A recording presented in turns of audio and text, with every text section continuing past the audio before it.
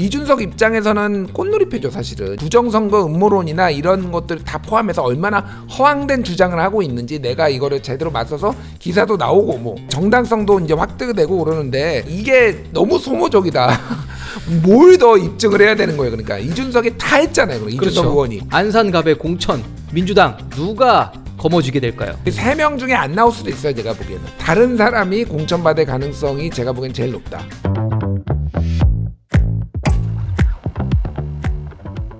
저희가 준비한 마지막 4번째 의제 확인해 보겠습니다.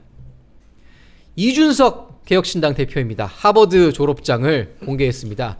오른쪽에 있는 사진이 지금 본인이 페이스북에 올린 자기의 하버드대 졸업장인데 학위 의혹이 전한길 씨에 의해서 제기가 되고 있죠. 그러니까 이렇게 졸업장을 공개한 건데 사실 지금까지 2012년부터 무려 10년 넘게 요구할 때마다 본인이 이거를 공개를 했는데 유튜버들이 마치 자기가 한 번도 내 졸업장을 공개 안 한 것처럼 떠든다면서 법적 대응까지 시사했습니다. 그랬더니 이번에는 전한길 씨가 이렇게 얘기했습니다. 전공 표시가 없다. 이거 비정상적이다. 이렇게 지적을 했는데 사실 이게 경찰에서 한번 판정까지 났던 건데 정 의원님 지금 이 보수 진영에서 전한길 씨가 난데없이 왜 이준석 대표 학력을 걸고 넘어지는 거죠? 이거 왜 그런다고 보시나요? 이준석 대표가 싫겠죠. 그냥 싫어서 뭐라도 지금 트집을 잡으려는 건가요? 뭐라도 트집을 잡아보겠다라고 하는 건데 네. 이런 얘기에 우리가 관심을 줄 필요는 별로 없을 것 같아요. 그렇죠. 아니, 그리고 이준석 대표가 벌써 정치 이렇게 공적인 분야에서 활동한 지가 2012년부터니까 박근혜 비대위 벌써 시절 때니까. 14년 된 거예요. 그렇죠.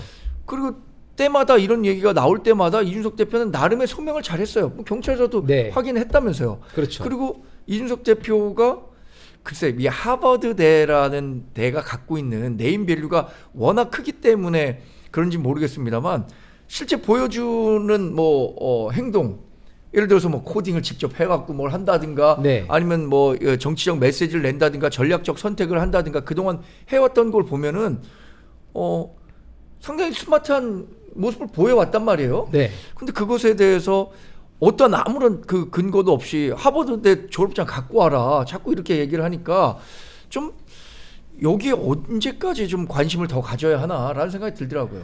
저도 참 이게 의아한데 이 이준석 대표 SNS에 가보면 사실 반박글이 좀 많긴 합니다. 그런데 사실 지금까지 뭐 일일이 이렇게 대응을 할 때도 있고 안 할 때도 있었는데 김 의원님이 보셨을 땐 이 전한길 씨의 이 주장 이거에 대해서는 또 대응을 했단 말이죠. 왜 이렇게 반응을 했을까요, 이준석 대표가? 두 가지 이유인데 네. 2025년 5월인가에 네.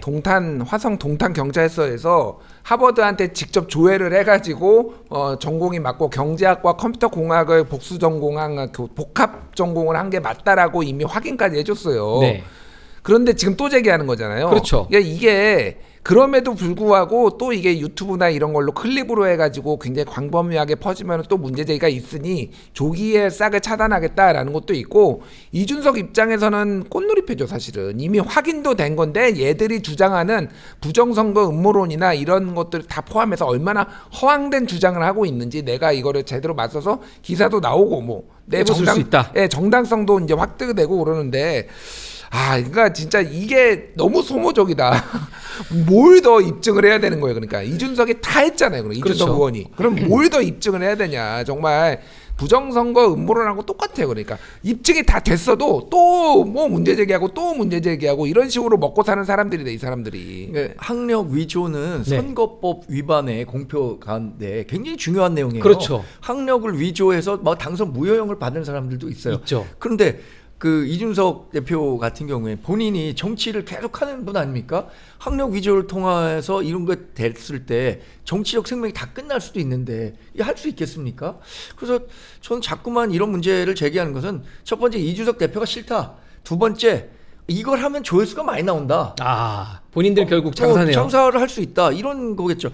그 지난해 4월에 화성 경찰서에서 동탄 경찰서에서 어쨌든 이런 것들 사실조회까지 했고 됐을 거 아닙니까? 이거 그렇죠. 선거 과정에서 중요한 얘기니까 뭐 사실이라고 인정해 줬는데 그럼 우리나라 최고의 그러니까 경찰청이라는 경찰이 했다는 것은 우리나라의 공권력이 이걸 인정해줬다는 거잖아요. 공식적으로 인정한 예. 거죠. 근데 이 문제를 자꾸 지적하는 건 글쎄 보면은 두 번째 요인이 더 크지 않을까? 왜냐하면 예전에 타블로에게 진실을 타진요요. 요구하는 사람들, 네. 그 사람들도 그거 얘기하면 그게 흥행이 되잖아요. 어떤 그랬죠. 식으로 뭐 인터넷에 나오든 뭐 그것을 그 호응하는 사람들이 있으니까 지금도 그런 그 동기에 의해서 하고 있는 거 아닌가 싶어요. 아니 그러니까 하는 말이 네. 전한길 씨가 최근에 그 뭐 이상이 예전에 안기부 직원인가 데려다가 그러니까 그렇죠. 네. 이재명 대통령이 무슨 160조 원의 비자금을 최근에 조성했고 조만간 중국에 망명하려고 한다. 굉장한 허위사실 유포로 예, 그 근거가 이제 가브리엘 대천사가 꿈에 와서 알려줬다라는 거잖아요.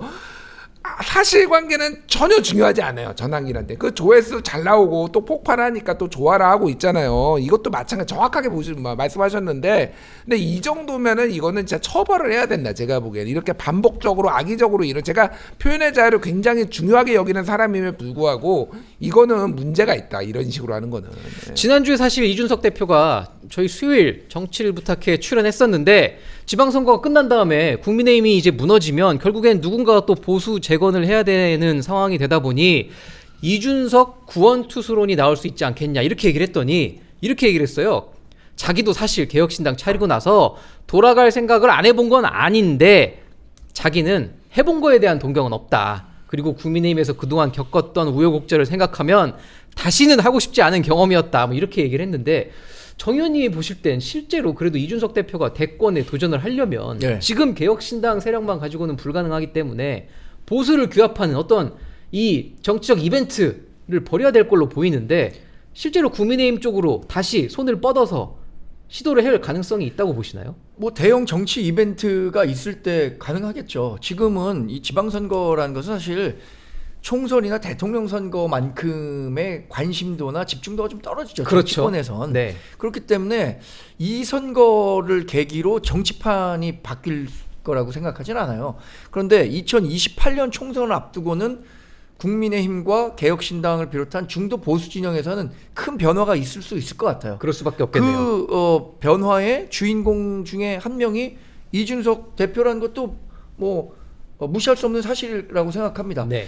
그 2028년 총선을 앞두고는 한동훈 전 대표, 이준석 대표, 뭐 오세훈 시장도 마찬가지고 장동혁 대표로 대표되는 강경 보수층 이 사람들이 정말 일합을 겨루는 빅 이벤트가 벌쳐지겠네요. 경쟁이 시작될 거예요.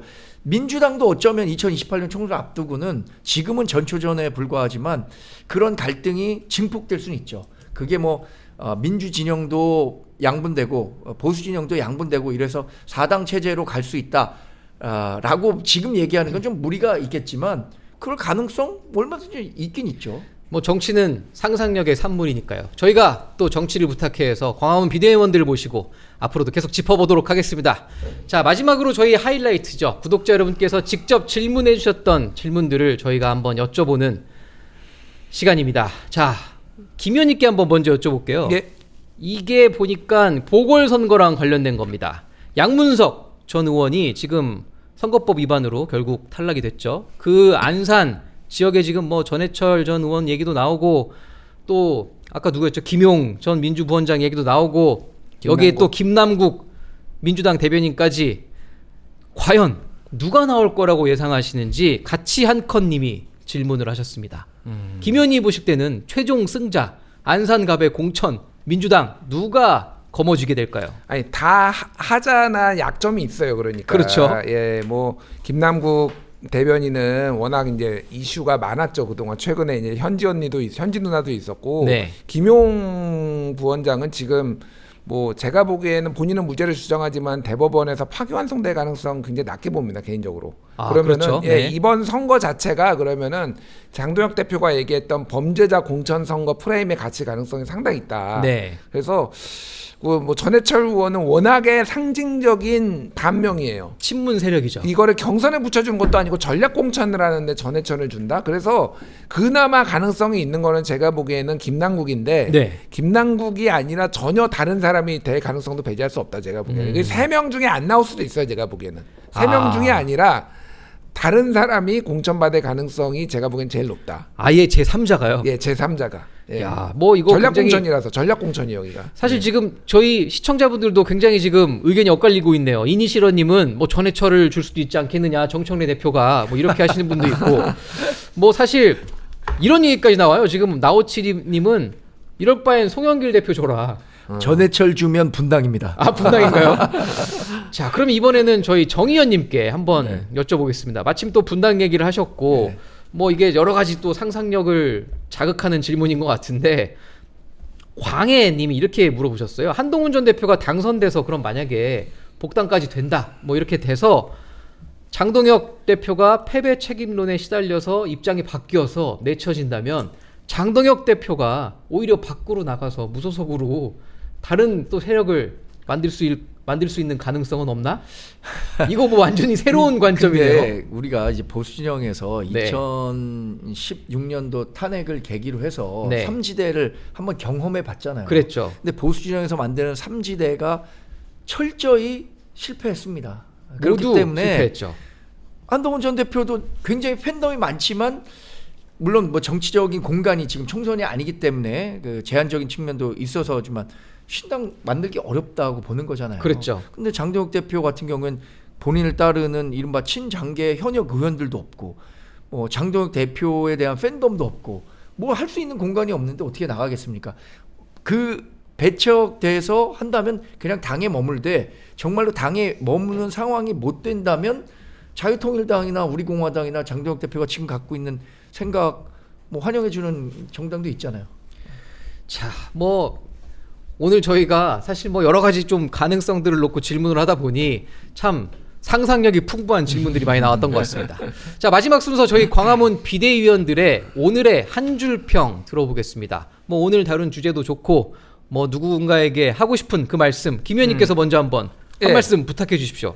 예, 저는 한 문장으로 먼저 하면은 호의가 계속되면 권리인 줄 안다. 누구한테 한 얘기죠? 예, 이거는 대구 시민들한테 드리는 말씀입니다. 대구 예. 시민들께. 저는 뭐 어느 정당이라고 해서 그런 게 아니라 계속 찍어줬는데 계속 이 모양 이 꼴이면은 다른 가능성도 모색을 해봐야 되는 거 아닌가, 저는 그렇게 생각을 해요. 뭐 이게 김부겸이 당선이 돼야 된다는 게 아니라 이게 뭐 김부겸 의원이 오늘 전 총리가 얘기를 했듯이 기계처럼 찍어줬는데 결과가 뭐냐, 너무 이거를 표 기계로 알고 있다, 이런 얘기를 했거든요. 저도 그렇게 생각을 해요. 그래서 변화의 가능성을 한번 보고 싶다. 대구 시민들이 숙고를 하셨으면 좋겠다. 호의가 계속되면 권리인 줄 압니다. 예, 여기까지 하겠습니다. 자, 그럼 이번에는 우리 정 의원님 누구에게 한 말씀? 저도 대구 시민에게 아, 이번도 대구 말씀을 시민들께인가요? 드리겠습니다. 뭐 대구 시민들이 그 최종 선택을 하시는 건데 대구 시민과 우리 국민의힘 진영에 보내는 목소리입니다. 적전 분열은 필패. 적전 분열. 네. 그러니까 지금 민주당이 김부겸 전 총리라는 상당히 경쟁력 있는 후보를 발굴해서 그렇죠. 대구시장 후보로 뛰게 했습니다. 그러면 우리 당도 가장 경쟁력 있는 후보로 한 명을 만들어야 되는데 그 과정이 지금 순탄치 못해요. 2022년에는 김진태 후보가 강원지사에서 탈락했었는데 상대 경쟁력에서 앞섰기 때문에 극적으로 제기한 경우도 있거든요. 그런 경우까지 상상하기는 좀 어렵더라도 적전 분열은 필패라는 공통의 인식을 바탕으로 보수 중도 후보의 단일화는 필요하다. 뭐 주호영 의원, 이진숙 전 단통위원장 무소속 후보로 설마 등록을 한다고 하더라도 사전 투표가 있기 전까지는 반드시 단일 후보를 만들어서 대구를 수성해야 한다라는 이 당위적인 말씀을 드립니다. 자, 뭐 오늘 뭐 비대위원 두 분께서 약속이 나은 것처럼 대구 시민들께 한 줄 평 남겨주셨습니다. 확실히 망해야 살아날 텐데. 뭐 과연 대구까지 어떻게 될지 저희가 또 다음 주 그리고 이번 주 수요일 광화문 비대위에서 다뤄보도록 하겠습니다.